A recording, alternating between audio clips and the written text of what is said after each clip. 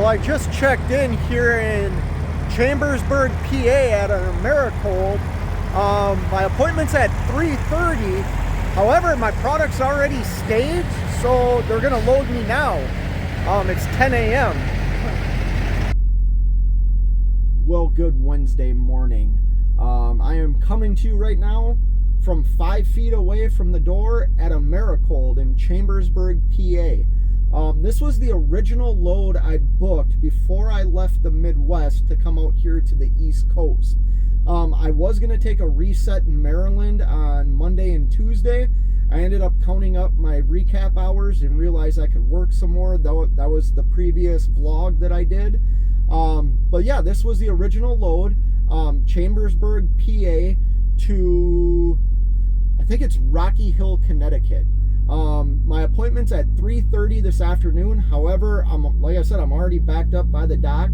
The load is evidently already staged. It's 10 o'clock in the morning. I came here thinking I could get a split sleeper berth in, but maybe they'll load me right away and I can just get on my way to Connecticut.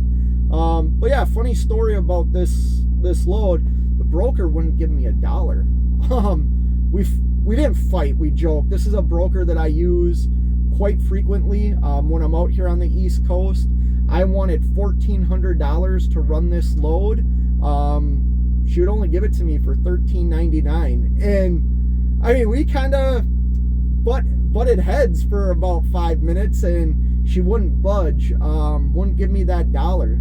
I don't know why. I even asked her again today because I called and gave her kind of a check call to let her know I was going to be arriving here very early.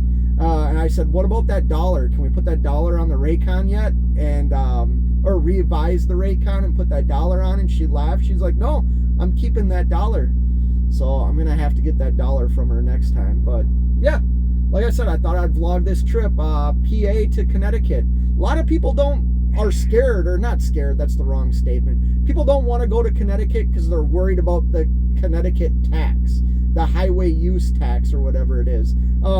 I'm here to tell you it's not a big deal. It's not expensive.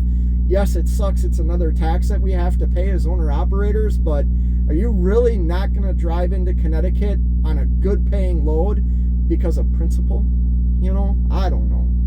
I can see why maybe some people would say, yeah, they're going to stick to their principles and not pay the tax, but I'm not going to pass up $13.99 on this load.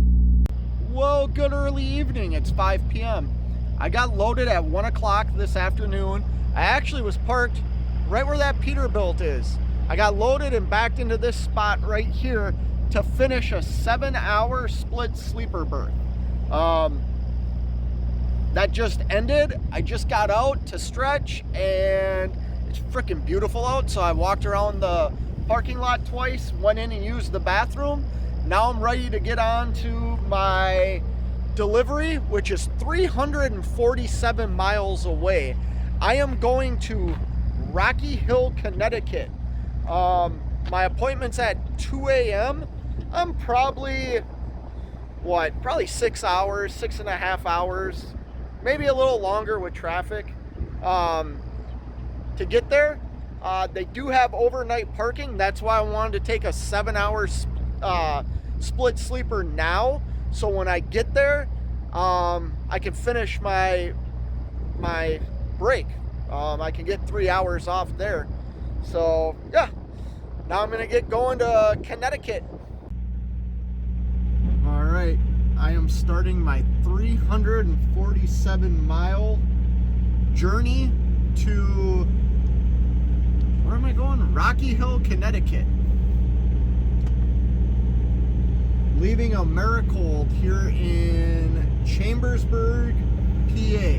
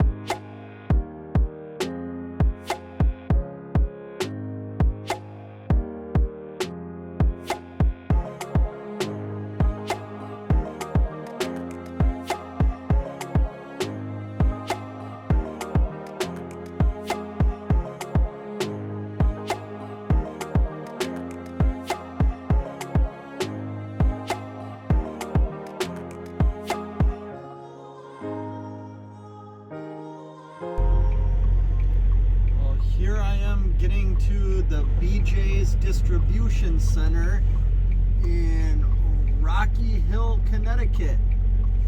Let's see how this process goes.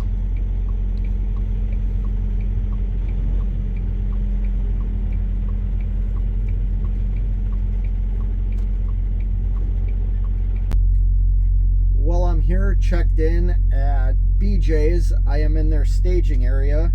I am about to eat some hard salami and some cheese. So I thought I had been here before. I haven't.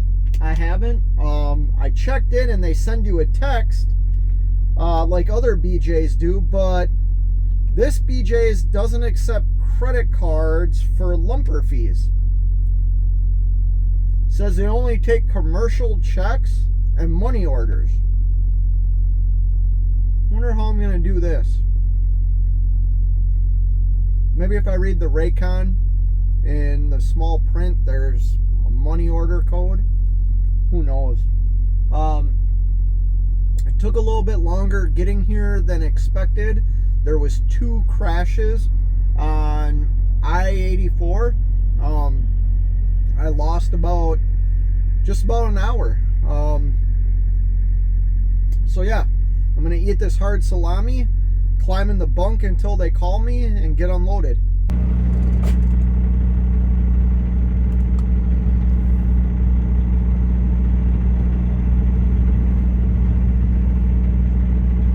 Well, it's 3:15 a.m. I finally got a door here at BJ's.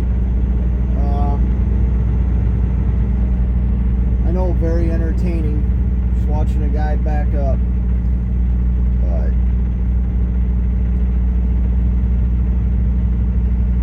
told me to back into door number 11, and then I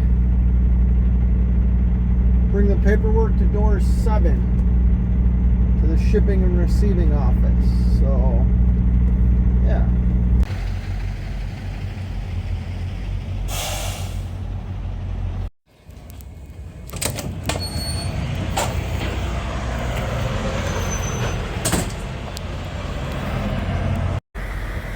Well, it's 3:18 a.m.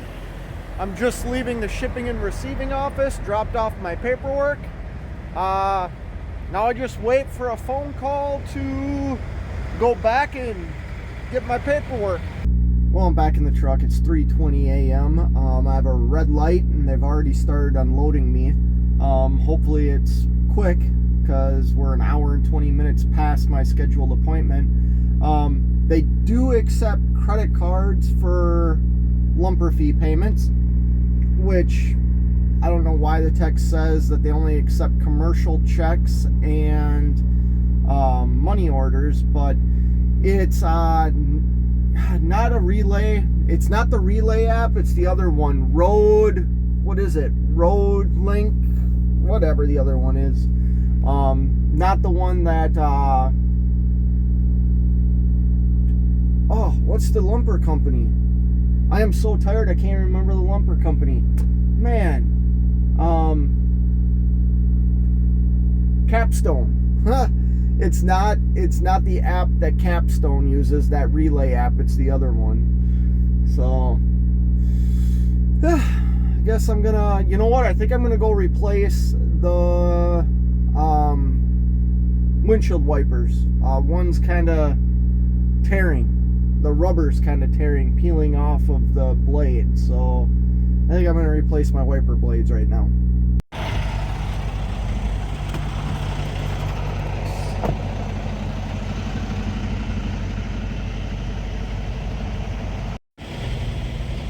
Well, it's 5:02 a.m. I just got a phone call, can walk back into the shipping and receiving office and get my paperwork. And they waited till the last minute. I started accruing detention 2 minutes ago. It's not gonna count. But yeah, 3 hours to unload. It's freaking crazy, man. I haven't really slept either. That's the other downside. So let me grab my paperwork here and I'll be back.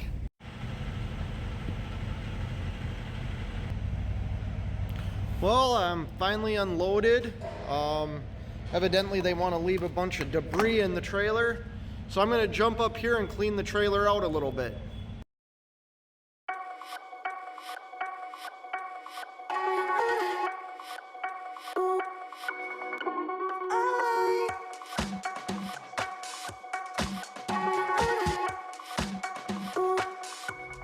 All right, I will break this load down before I leave the customer or the receiver here and head to customer freight. I start hauling customer freight today, Thursday. I have a pickup today and Friday with a delivery of Friday night or early Saturday morning for customer freight. But let's break this load down from Chambersburg, Pennsylvania to Rocky Hill, Connecticut. And this is where the broker was playing games. This broker was being very cheap. And what I mean by that is the broker wouldn't even give me this, a dollar bill. And what I mean by that is this load paid $1,399. I wanted $1,400 to haul this. Now, I've worked with this broker many times before. I have a very good business relationship with this broker, and so I'm able to joke around with her, and we must have freaking gone back and forth for 5-6 minutes over $1. Here's the thing. I'm going to try and get $2 of detention pay because I was about 3-4 minutes past my 3 hours to start getting detention. So maybe I can get that dollar from her. But yeah, let's talk about this. So loaded miles was 347 loaded miles. That is a rate per mile of $4.03. I'll put a screenshot up here of what the national average is out here in the New England East Coast area. I think it's like $2.40 a mile or $2.35 a mile. So home run there. Yeah, pretty easy load. It weighed 27,000 pounds. It was frozen, -10. I ran it on continuous for about 2.5-3 hours. Otherwise, it was on start and stop. Like I said, very easy load. There was a 70-mile deadhead. So if you take the loaded miles of 347 plus a 70-mile deadhead to pick the load up, that is a grand total of 417 miles. That is a rate per mile on all miles of $3.35. Now let's talk about some tolls. I paid one toll. I crossed the Tappan Zee Bridge. That cost me $55.77. And then I have to pay a highway use tax now in Connecticut. A lot of people are up in arms about this. I kind of get it and I kind of don't. Like, man, I don't like paying tolls and I don't like continuing to have to pay more taxes. Every year or every couple of months there seems to be some new tax that's added to commercial vehicles, and us owner operators are stuck paying that. But you know what? It's also the cost of doing business, and the tax in Connecticut isn't that bad. It's 10 cents a mile. So I drove 64 miles in the state of Connecticut. That means Connecticut is going to charge me $6.40. Now, I also need to travel that 64 miles out of the state of Connecticut. So I'm going to get charged again $6.40 for a grand total of $12.80. You know what? I'll pay $12.80 to generate $1,399. So if you add up the tolls and the tax, you get a total of $68.57. If you subtract that from the $13.99, I still was getting $3.19 a mile. But let's talk about what I make as the contractor, not the gross to the truck. Like I said, this load was $1,399. My 90% is $1,259.10. That is a rate per mile of $3.01. Now, if I subtract that $68.57 in tolls and tax to Connecticut, that leaves me a gross revenue to the contractor of $1,190.53. Still, a rate per mile on all miles, 417, of $2.85. Still way above the national average. Hopefully, I've already put a screenshot up of what the national average is out here on the East Coast. But all in all, great load. It puts me in a great position just to cross the border and start picking up customer freight. So, yeah, I mean, it's paid every time I come out here to the East Coast. It's not as easy as it once was. And like I said, brokers are playing games, man. They won't even give you a freaking dollar. A dollar. But that's more of a joke. The broker's a great broker. I enjoy working with her. But yeah, hope you enjoyed this vlog. And until next time, you know what it is. Keep on trucking.